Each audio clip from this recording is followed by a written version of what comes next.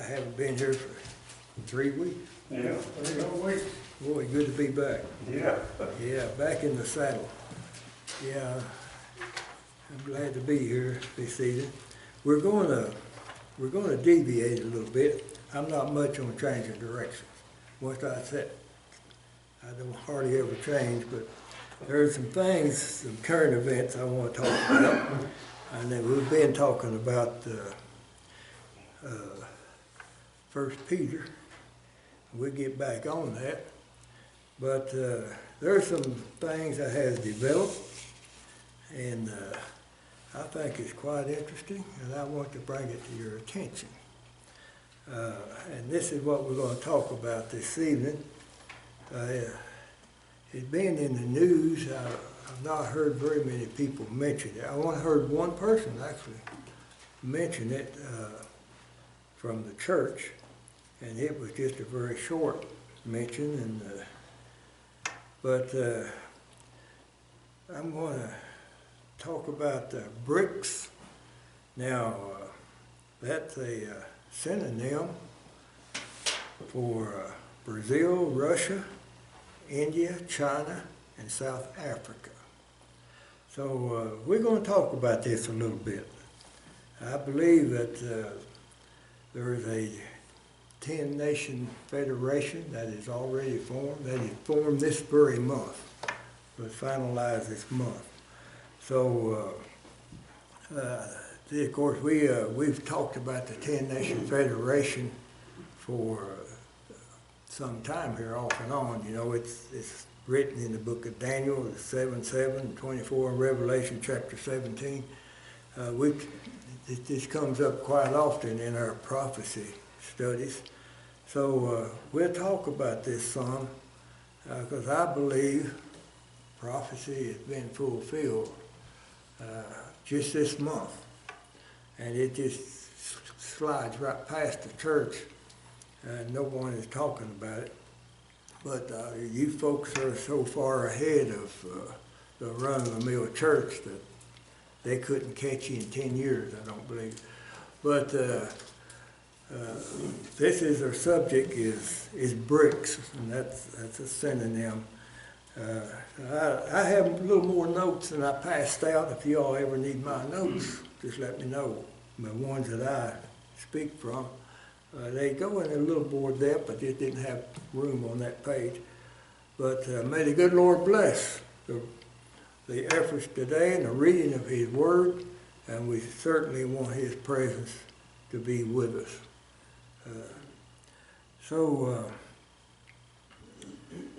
I'll say this about BRICS. You know, I've talked about the G7 a little bit. We know about the G7 nations, and they're the Western Trade Federation. And I always considered that the G7 would become maybe one day the G10.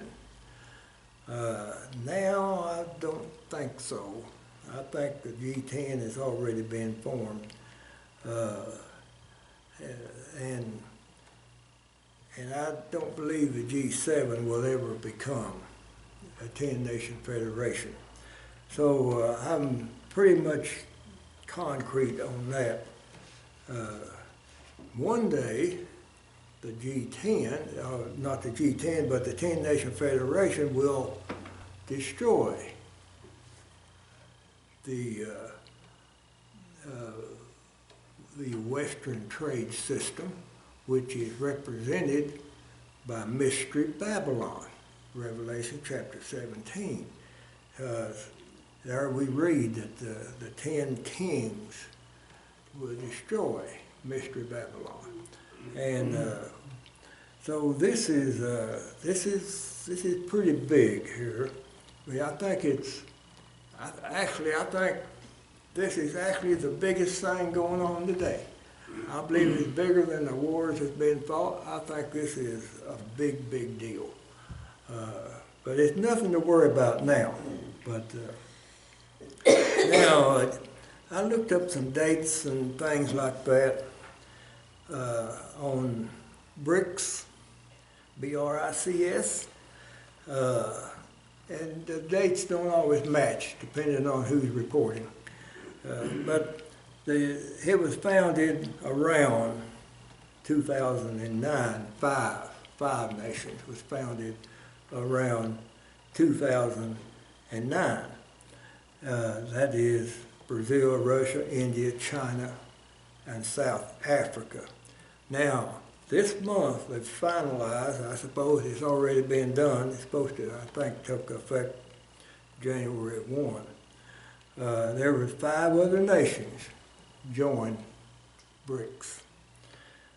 Egypt, Ethiopia, Iran, Saudi Arabia, and the United Arab Emirates. Big money, big oil. Some powerful nations there. The Arab Emirates, of course, controls the Persian Gulf, the ports on the Persian Gulf. Most of the seaports around the world is, that's what they do. A lot of.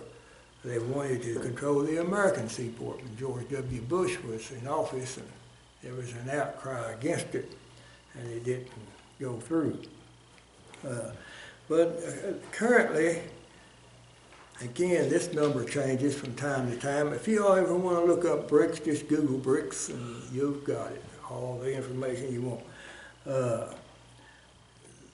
The number I chose to use, and it does vary a little bit, but not very much, was that they hold around 29% of the world's economy today.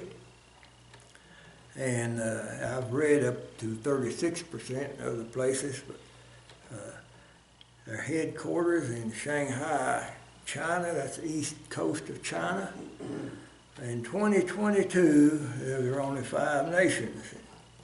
And of course, January, they jumped to 10. They have 40 nations that's interested in them. And so they have great potential here. BRICS currently hold 3.5 billion people and 45% of the world's population. This is that number bothers me a little bit, but that's what I copied there.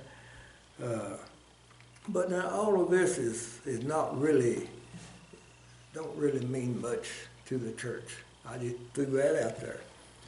What really means something to the church is prophecy and doctrine. Apart from that, none of the rest of it we don't worry about. So I'm not going to worry about that anymore. I just threw that out there for you. Now, the big question is, could these 10 nations be the fulfillment of the 10-nation federation spoken of in Daniel chapter 7 and the 17th chapter of Revelation? That's the question there. Here's what Daniel said. After this I saw in the night visions, and behold, a fourth beast, dreadful and terrible, and strong exceedingly. And he had great iron teeth. It devoured and brake in pieces, and stamped the residue with the feet of it. And it was diverse from all the beasts that were before it. And it had 10 horns. So the 10 horns is the 10 nations. Those horns represent nations. Now here is the mystery. Daniel there was describing the final world order, the beast governed by the beast of Revelation chapter 13. But here is a mystery. There's a mystery here to be considered. And there's a couple of little mysteries, and that's what I want to talk about. I want to walk through these little mysteries. Because the beast that carries Mystery Babylon, she rides on a beast. And so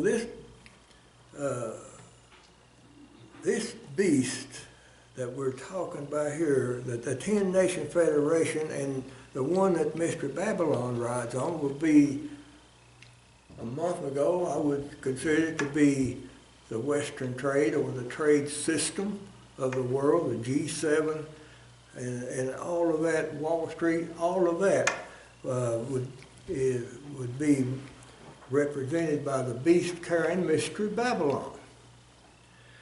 So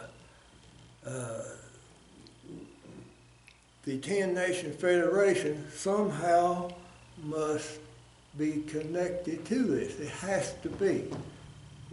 It has to be connected. But the purpose of these 10 nations, BRICS, is to as a counterbalance to what exists today. They're in opposition to the Western trade system that is in place. So how are we going to bring these together? If we can't bring them together, then we can forget about it. They must be brought together. Now, so I'm just going to read what I wrote here. The mystery lies in the fact that this beast also represents Satan within the world kingdoms and is being served by Mystery Babylon today. But according to current situation, BRICS is not attached to this same beast today. You see, they're separate. The 10 nations is separate from the G7. I say G7 because it's convenient. It represents Western trade. So they're separate. In the reports, one could only conclude BRICS as opposition because they state this opposition. They're in opposition to the established world trade system today. So here's the answer. BRICS was formulated by Jim O'Neill from Goldman Sachs. Surprising a little bit, but not really, because Wall Street don't care anything about America, the Constitution, none of that. They're just dollar people, you know. But Goldman Sachs, of course, is a big Wall Street firm, and this would be represented in Scripture by the great harlot, Mystery Babylon, riding on Wall Street, riding on the world today, being carried by Satan. Now, so since BRICS was formulated by Wall Street, Goldman Sachs, he's a head man at Wall Street, they will forever be connected to Wall Street. They can't break that tie. It don't make any difference what they do. The tie is there. This is where their roots are at, is in Wall Street, is in Goldman Sachs. This is where they're at. They were formulated by Wall Street. They were formulated by Jim O'Neill and from Goldman Sachs, so that they can't escape that. So they have already connected to the beast that carries Mystery Babylon, which is actually Satan himself. So Iran is now a part of this 10 nation. Iran and a couple of the other nations is encouraging these 10 nations to form their own currency, to break away from the dollar. It may or may not happen. It probably will happen one day, but not anytime soon. There's a lot of problems there that I don't get into, but this probably will happen one day. So this shows that they're also connected to the beast that carried Mr. Babylon. They're not Mr. Babylon, they're just a beast that carried Mr. Babylon. But they're connected by the American dollar. That's the second way that they that we can bring these together. Then, now they don't like being connected by the American dollar, but they can't change it yet. They just wish that they could. So, also, BRICS is connected to the beast that carries Mystery Babylon by Satan himself. So they're definitely connected. They're not separate from Mystery Babylon. They're not separate from the beast that carried Mystery Babylon. Now remember, the beast that carried Mystery Babylon has 7 heads. But there's a situation there also, and we'll talk about that after a while. So one day, the 10 kings, we know, destroys Mystery Babylon. We know that. They receive power as kings 1 hour with the beast. We know that they destroy Mystery Babylon and the city of Babylon that will one day be built. Now, BRICS will not gain full power until the beast of Revelation 13 gains full power. And then they'll throw in with a Mark 666. This we find in the book of Revelation. They destroy Mystery Babylon, and they throw in with a Mark 666. So they're connected 3 ways to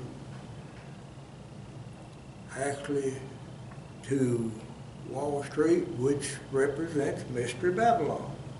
I mean, they sure don't represent us. They represent Mystery Babylon. And they're connected 3 ways: through Goldman Sachs, through the American dollar, which they hope to form their own currency, but right now they're forced to use. The American dollar is a world currency. So they're forced to use the American dollar. And they're connected through Satan himself. Now, when the beast of Revelation 13 rises to power, BRICS will get its long-awaited hope of being stronger than the G7 nations. You see, when the beast of Revelation 13 rises to power, this is right after the rapture of the church happens, the war in heaven, and what have you. Then it will throw in with a Mark 666, and will destroy. It will destroy Mystery Babylon. G7 will be destroyed by this. This BRICS, this is what it's called, abbreviation. Now, there is a little bit of comfort in knowing this, because it places it in the distant future after the rapture of the church. See, the rapture of the church comes, and then they destroy Mystery Babylon. This is how prophecy goes. The rapture of the church comes first, before that takes place. Now, here's a little mystery. The beast of Revelation 17 and 12 has 7 heads and 10 horns. We've talked about that a lot. Mystery Babylon rides on a beast with 7 heads, and the 7 heads represent the kingdoms. And it has 10 horns. I've often wondered how one places 10 horns on 7 heads.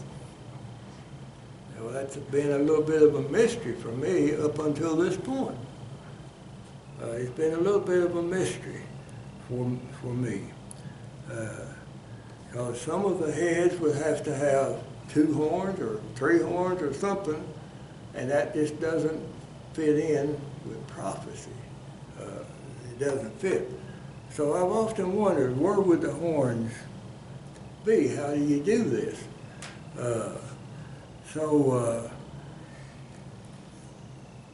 horns will be on the body of the beast. If I was going to draw this picture, I would draw a beast with 7 heads,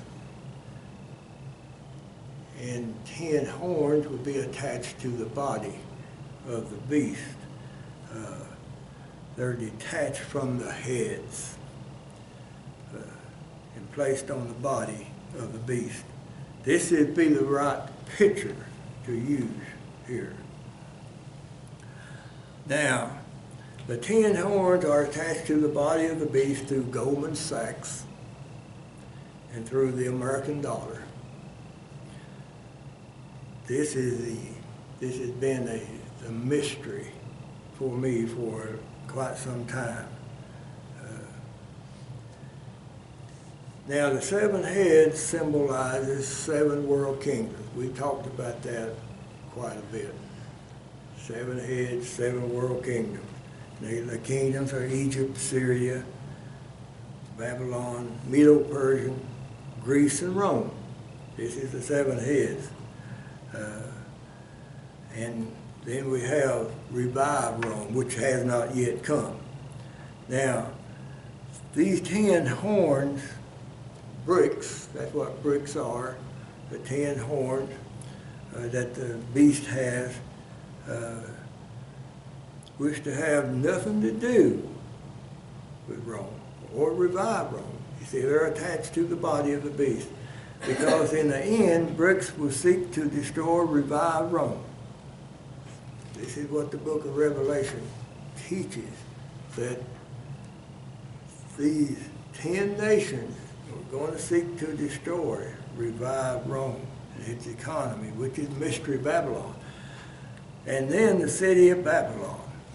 We don't want to forget the city of Babylon.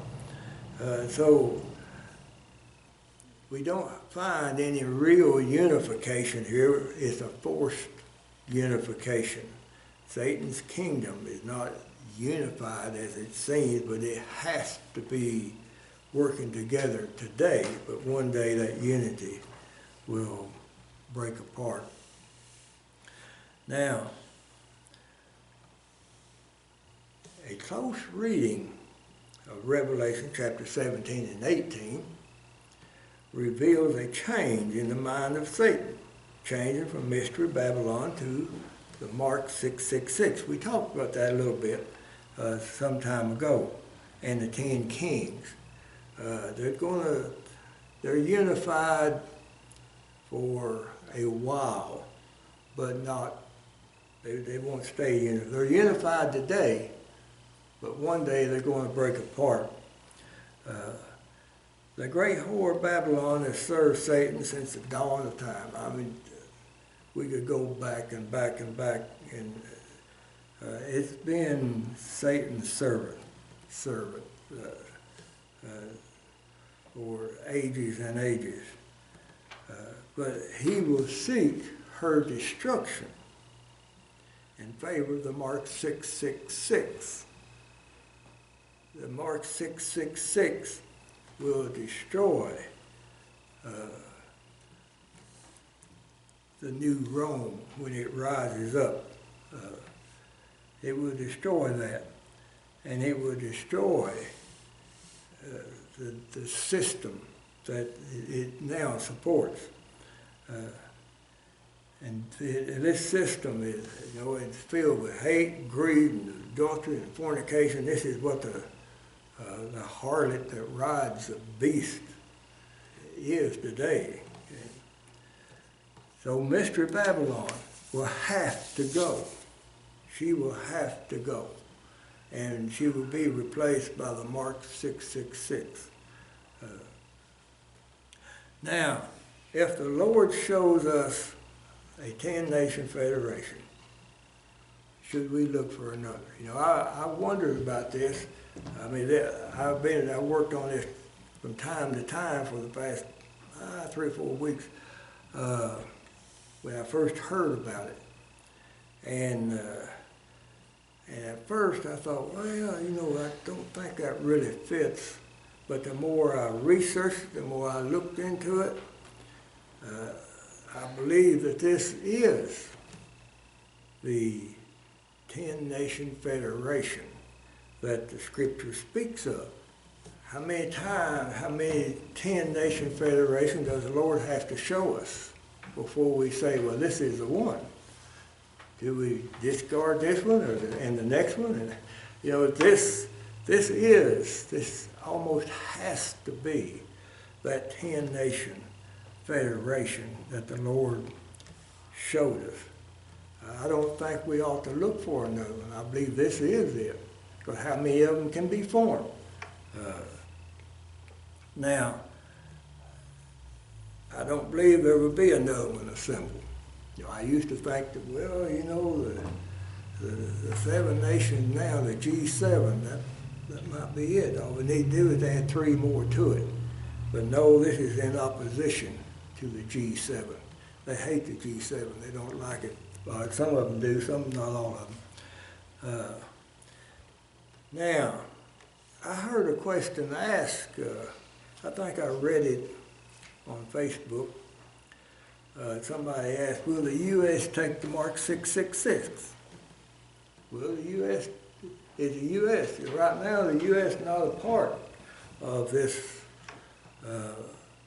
10-nation group. It's not a part of it. Actually, it's opposition to it. So, and the answer was not until after the fall of Babylon. This is my answer. Not till after the fall of Babylon. Then they will belong to the beast of Revelation 13. And the world trade will have been stopped. There'll be no world trade during that period of time. And devastation the world over. Now I say that because of our dependence on world trade. We can't hardly find anything made in America anymore. We can't hardly find anything made in some of our ally countries.